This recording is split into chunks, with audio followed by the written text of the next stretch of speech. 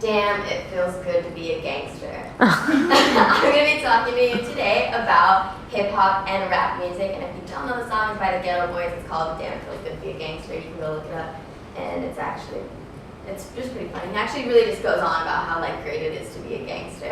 It sounds like a pretty great life. So I want to talk to you about hip hop and rap music because it has definitely gotten itself a bad rap. Everyone always talks about the negativity that comes from rap music, and definitely there are things that there's over-sexualization, drugs, money, all this other stuff. But you know what's great about it? It sounds fun. Everybody likes to dance to it, and there are some positive things about it.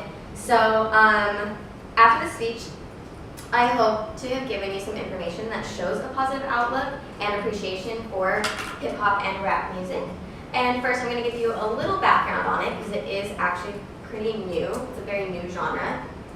And I'm going to tell you about the importance of rapping, the art form, and the positive influences it has had on our society and our culture, and about how we should respect it as an art form.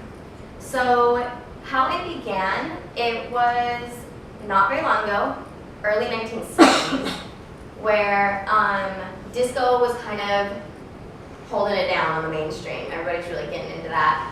And there's a lot of urban teenage kids who couldn't afford to go to the dance clubs and whatever and kind of like get into that mainstream. They definitely felt that being left out kind of thing. So what they could do, instead of going to the clubs and whatever and not being able to afford it, they would have these block parties down in, they actually said it's centered around the Bronx in New York, so that's kind of where hip hop has its birthplace, and obviously it's spread throughout the rest of America.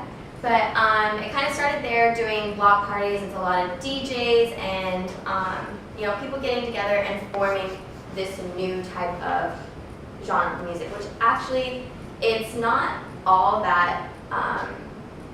I would say it's new as a genre because it's defined as a certain, it has a certain tone to it, and obviously the rapping is kind of similar, but rapping is not something that's new to culture, because a lot of cultures, it's just chanting. It's chanting, it's rhyme, and it's going to the beat of music. And a lot of cultures do this from centuries ago, and so what we see here with hip hop culture is it's kind of done that again. It revived itself and found a home in the Bronx, and has actually spread so much so that it's globalized pretty much a lot of different countries. And there's an article, a really good article that I actually read called The History of Rap, and it's from the hiphopnetwork.com, like that, where they produce a ton of articles actually about hip hop and rap. And they said that in the 1970s, we're picking up on this new hip hop culture, and there's definitely a lot of pioneers that set it off. And a lot of them happen to be just DJs, so not necessarily like rappers. It was DJs. It was like the type of music that they were playing at these parties. And a lot of them you may have heard of, Grandmaster Flash, Afrika Bambaataa, it's kind of tough to say, and Run DMC. This was their first album, And they really kind of set that they pushed rap and hip hop into the mainstream. That's kind of like where we get like this really like popular culture from. And it definitely spurred off into different subcultures. So there's not just one rap music. It's not just hip hop music. There's gangster rap. There's Christian rap. If you're into it and you want to praise Jesus while you get low, you can do that too.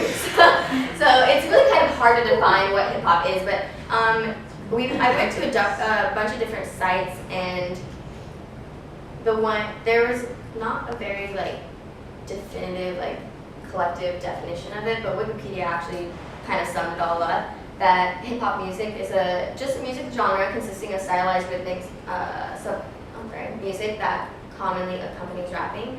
So it's a very broad definition of what rapping is. So that's kind of cool. And sorry, I'm so lost in this. history. Oh, rapping, it's important because it's storytelling. Storytelling is very important. It's very, to be honest, kind of innate in humans. We like to tell stories, we like to share, we like to connect, and this is just a different way of doing so. And so I think that's really important that that we know that it had come from like this little urban culture that needed someone to hear what they needed to say, and that's kind of what rapping is in general. So they just want to be heard, and what they're rapping about is their lifestyle. It's not, you know, trying to be overly violent or sexual or anything like that. It's just like things that they've seen or done or are going through in their lives. And I think that's really important to recognize that it's not different from any other genre of music that does the same thing. You know, it's just done in a different way, and I think a lot of people try to make it seem like it's overly aggressive, and it's not really. It's truly just telling a story, and whether or not you're into it, I mean, that's up to you. But yeah, and it has caused a very huge pop culture presence. I think a lot of pop culture revolves around rap and hip hop, and kind of like those people that are figures in the rap and hip hop community. We had the thing, do you remember P. Diddy's like Vote or Die? Right?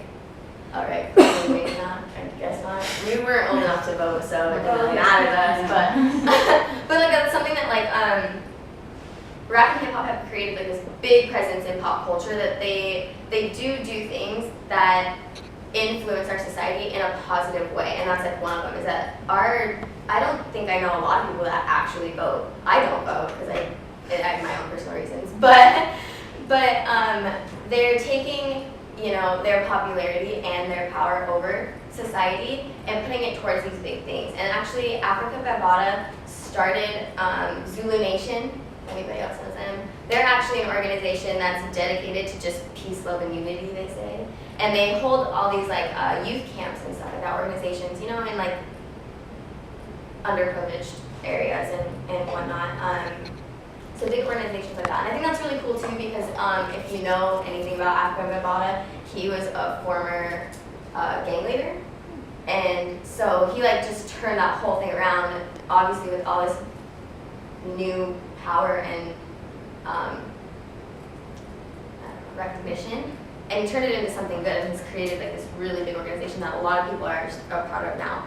So there are some good things that come out of it, and I think that if they choose wisely, they can put a positive influence out into society, and you just have to look for those things because they're definitely there. There's huge campaigns and stuff that are definitely sponsored by rap and hip hop community members. So it definitely deserves the respect, just like any other genre. And so, I mean, that's kind of all about hip hop and rap music. I've given you a little bit about their background.